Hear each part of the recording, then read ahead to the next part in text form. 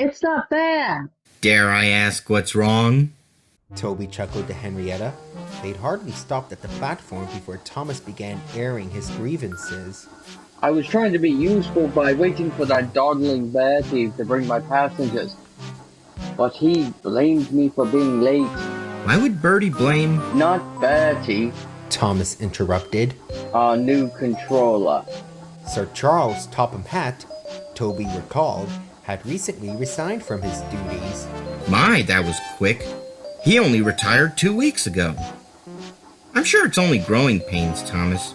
I'm eager to meet him. You already have. Thomas muttered darkly, though Toby didn't hear him. Toby's wish was granted the next morning. A figure in a top hat was waiting at the junction. Good morning, Sir... Stephen? Toby gasped. There stood Stephen Hatt, who Toby had known since he was a boy. He certainly wasn't a boy anymore. He was older, stouter, and dressed in familiar garb. Oh, hello, Toby. I hope my new outfit didn't startle you. What do you think? Very smart indeed. Your father and grandfather would be proud. You are following in their footsteps, I presume. Indeed. I wanted to tell you the news myself. Thank you, sir. What wonderful news it is. No need for formalities, old friend. Stephen will suffice. Oh, Toby replied, disarmed. if you insist, Stephen. He puffed off, quite uncertain. He'd never been on a first-name basis with a controller. The next morning, Toby was in a state. Delays at the quarry left him rushing to get his trucks to the junction on time. Stephen was waiting. To Toby's surprise, he was smiling. Quite the rambunctious entrance, Toby. He chuckled. I'm sorry, sir. It was... Now, we've discussed this. You can still call me Stephen. Yes, Stephen. Toby replied uncertainly. The quarry machines aren't working properly, and... Say no more. Stephen interrupted, holding up his hand. You did very well to get here with little time lost. Go have yourself a well-earned drink. Dumbfounded, Toby trundled to the water column. Later, Toby was dozing in his shed near the junction. His slumber was interrupted by a great commotion as Percy rattled in, red-faced and hissing sleep. Stephen stood on the platform once more. What time do you call this, Percy? I'm sorry, Stephen. Ahem. Sorry, sir. It was the quarry machinery, sir. They hadn't loaded the trucks on time. Mavis was late and... Railways don't run on excuses, Percy. Faulty quarry equipment didn't stop Toby.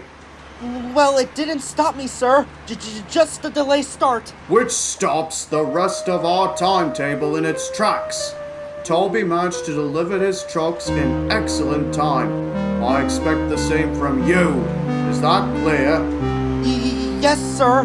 Toby was gobsmacked! His top hat must not fit right. Percy decided at the shed. Driver once got very cross when his cap was too tight. What a clever conclusion. Tom scoffed dismissively. Well, something must be the matter. He made it sound like I was trying to be late. I can't understand it. Toby marveled. It's as if we have two different controllers. We all have the same controller. Tom scowled. You're the only one who gets special treatment.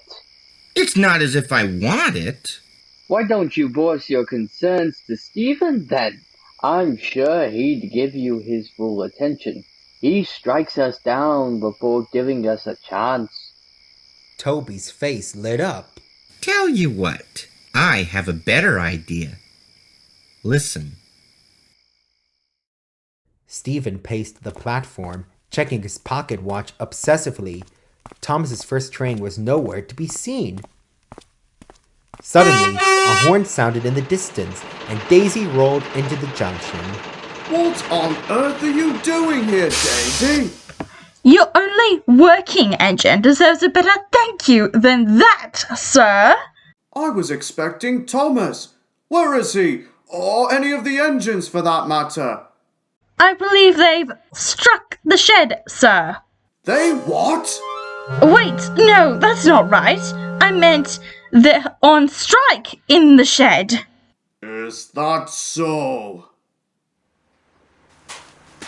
What's this I hear about a strike? Stephen demanded as he strode up to the shed. There was no reply. My engines don't act petty over delays. This is not what I expected of you. Thomas just glared, but Percy piped up. Don't look at us, sir. It was Toby's idea. It's true, sir. Stephen, Toby, call me. No, sir, I won't. I do not want any special favors. I expect to be treated like the others. That's quite enough. My predecessors wouldn't stand for such insubordination, and neither will I.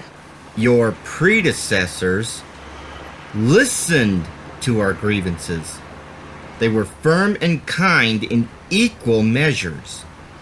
They never scolded us without reason and didn't blame us for matters beyond our control. There was silence. At last, Stephen's expression softened. He removed his top hat, stared at the ground, and sighed. You're right, Toby. My ancestors left some rather sizable shoes to fill. You and I have been friends for ages, but I fear the others will only see me as the little boy who followed his father and grandfather around. He looked up at the engines. Because of that, I suppose I tried a bit too hard to command the same respect they did. I see now that I must earn it. I'm terribly sorry, you three. Do you suppose you can forgive me? We all make mistakes, Stephen. Toby smiled. And we'd be happy to help you become a wonderful Fat Controller in your own right. Nothing more was said. The three engines and their new controller simply smiled at one another. Sir Topham Hatt is now a better controller. With help from Toby and the others, he became a kind man who worked with his engines. Delays still happen, as they are a natural part of life. But the new Fat Controller is always ready to put things right and keep his railway on track. Good morning, Toby. No delays at the quarry today, I presume? Not at all. Mavis tells me her manager ordered the machinery to be fixed after an urgent phone call. Thank you, Stephen. Oh. Sorry, sir.